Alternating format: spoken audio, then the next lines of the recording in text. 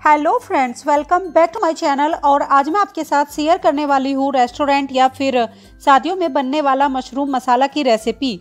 और इसकी जो ग्रेवी है हम बहुत ही सिंपल तरीके से बनाने वाले हैं, लेकिन उसके बावजूद भी अच्छे से अच्छे रेस्टोरेंट की ग्रेवी भी इसके सामने फेल है।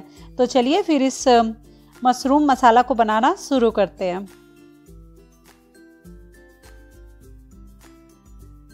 तो इस मशरूम मसाला को बनाने के लिए मैंने एक पैन लिया है और पैन में ऐड करूंगी कुछ खड़े मसाले। तो खड़े मसालों में मैं ले रही हूँ 2 काली इलायची, 3 से 4 लौंग, 3 से 4 हरी इलायची यानी कि छोटी इलायची, एक छोटा टुकड़ा दालचीनी का और 1 चम्मच जीरा। और अब इन सारे खड़े मसालों को लगातार चलाते हुए लो टू मीडियम फ्लेम पर तब तक भूनेंगे जब तक कि जीरा सुनहरी कलर का नहीं हो जाएगा।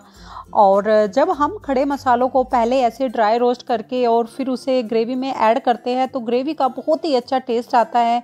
जो खड़े मसालों का फ्लेवर है वो बहुत ही अच्छा आता है। तो अब जीरा सुनहरी कलर का हो गया है तो मैं इसमें ऐड कर दूंगी ये 2 मीडियम साइज के प्याज जिनको मैंने पीस लिया था। और प्याज को पहले हम बिना तेल के ही ऐसे ही लगातार चलाते हुए करीब 2 मिनट के लिए भून लेंगे, जिससे कि प्याज में जो थोड़ा सा पानी होता है वो सूख जाएगा और फिर इनको भूनने में बहुत ज़्यादा तेल भी नहीं लगेगा। तो आप देख सकते हो कि कैसे मैं प्याज को लगातार चलाते हुए भून रही हूँ। और अब प्याज को भूनते हुए करीब 2 मिनट हो गए हैं और प्याज में जो मॉइस्चर था, जो पानी था, वो भी थोड़ा सूख गया है। तो अब हम इस प्याज को थोड़ा सा ऐसे साइड में कर देंगे और उसके बाद हम इसमें ऐड करेंगे ऑयल। तो अब मैंने प्याज को साइड में कर दिया है और पैन में हम ऐड करेंगे 2 से 3 चम्मच तेल।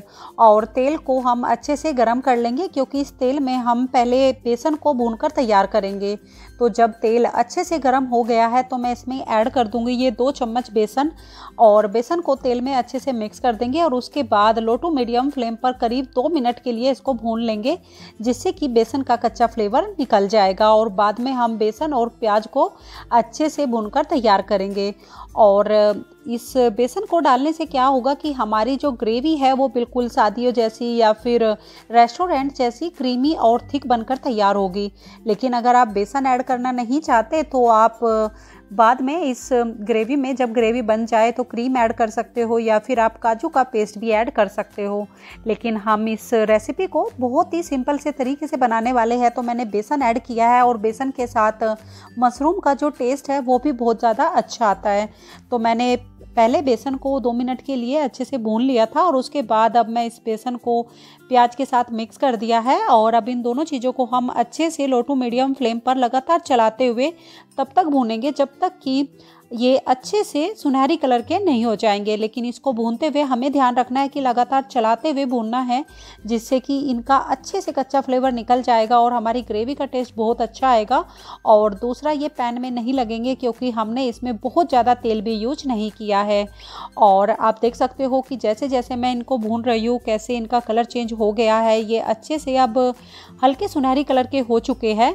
तो अब इस स्टेज पर मैं इसमें ऐड करूँगी 1 बड़ी चम्मच अदरक लहसुन का पेस्ट, क्योंकि मुझे मशरूम के साथ अदरक लहसुन का थोड़ा सा ज़्यादा ही फ्लेवर अच्छा लगता है। लेकिन अगर आपको लहसुन थोड़ा कम पसंद हो तो आप थोड़ा सा इसको कम भी कर सकते हो। और अदरक लहसुन का पेस्ट डालने के बाद भी मैंने इसको अच्छे से मिक्स कर दिया और करीब 1 मिनट के लिए लो टू मीडियम फ्लेम पर अच्छे से भून लिया है।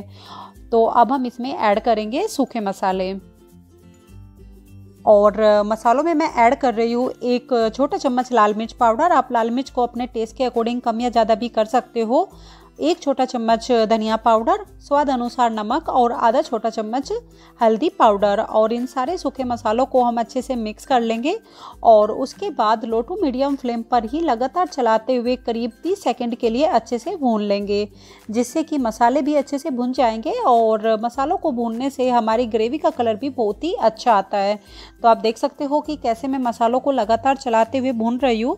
और मसालों को भूनते हुए हमें ध्यान रखना है कि मसालों को हमें लगातार चलाते हुए ही भूनकर तैयार करना है। तो अब करीब 30 सेकंड हो गए हैं तो मैं इसमें ऐड कर दूंगी ये 2 से 3 मीडियम साइज के टमाटर जिनको मैंने पीस लिया था। और टमाटर को भी हम अच्छे से मिक्स कर देंगे और टमाटर को अच्छे से मिक्स करने के बाद हम इसको लो टू मीडियम फ्लेम पर ढककर तब तक पकाएंगे जब तक कि टमाटर भी अच्छे से ना पक जाए। लेकिन इसको पकाते हुए हमें ध्यान रखना है कि बीच बीच में हम इसको 1 से 2 बार ऐसे अच्छे से चला लेंगे जिससे कि ये नहीं जलेगा। और आप देख सकते हो कि जैसे जैसे हम टमाटर को पका रहे हैं हमारी ग्रेवी का कलर भी कितना अच्छा हो गया है। और करीब इसको पकाते हुए मुझे 5 से 6 मिनट हो गए हैं। और 5 से 6 मिनट बाद आप देख सकते हो कि कैसे ऑयल भी सेपरेट होना स्टार्ट हो गया है और हमारी ग्रेवी का कलर तो बहुत ही अच्छा हो ही चुका है। तो अब इस स्टेज पर हम इसमें ऐड कर देंगे ये 1 चम्मच के आसपास कस्तूरी मेथी। और कस्तूरी मेथी को हम हाथ से थोड़ा सा ऐसे मसल कर इसमें ऐड कर देंगे और कस्तूरी मेथी को अच्छे से मिक्स कर लेंगे। और उसके बाद हम इसमें ऐड करेंगे मशरूम।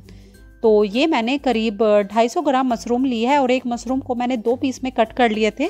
आप मशरूम को छोटा या बड़ा जैसा आपको पसंद हो कट कर सकते हो। और मशरूम डालकर हम मसालों के साथ अच्छे से मिक्स कर देंगे।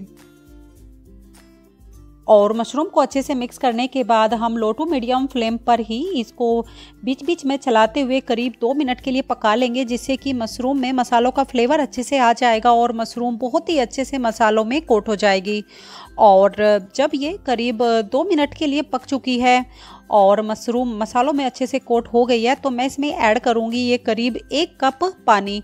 और पानी को हम अच्छे से मिक्स कर देंगे। और आप पानी को थोड़ा सा कम या ज़्यादा कर सकते हो। आपको ग्रेवी थोड़ी सी पतली या गाढ़ी जैसी भी रखनी हो आप उसके अकॉर्डिंग पानी को घटा या बढ़ा सकते हो। और पानी डालने के बाद भी मैंने इसको अच्छे से मिक्स कर दिया है। और अब मैं इसमें ऐड करूँगी ये 1 चम्मच गरम मसाला। और गरम मसाले को भी हम अच्छे से मिक्स कर देंगे। आप चाहो तो गरम मसाला जब ये ग्रेवी पूरी तरह से बन जाए, ये सब्ज़ी पूरी तरह से पक जाए तब भी ऐड कर सकते हो, लेकिन मुझे इसी स्टेज पर गरम मसाला ऐड करना अच्छा लगता है। और अब मैंने इसको ढक दिया है और ढक कर हम इसको बीच बीच में चलाते हुए तब तक पकाएंगे जब तक कि मशरूम पूरी तरह से सॉफ्ट ना हो जाए। और इसको पकाने में अब बहुत ज़्यादा समय नहीं लगता है, मशरूम बहुत ही जल्दी से पक जाती है। करीब 5 से 6 मिनट ही हुए और 5 से 6 मिनट बाद आप देख सकते हो कि कैसे इससे फिर से ऑयल सेपरेट होना स्टार्ट हो गया है और मशरूम भी बहुत ही अच्छे से पक चुकी है, अच्छे से सॉफ्ट हो चुकी है।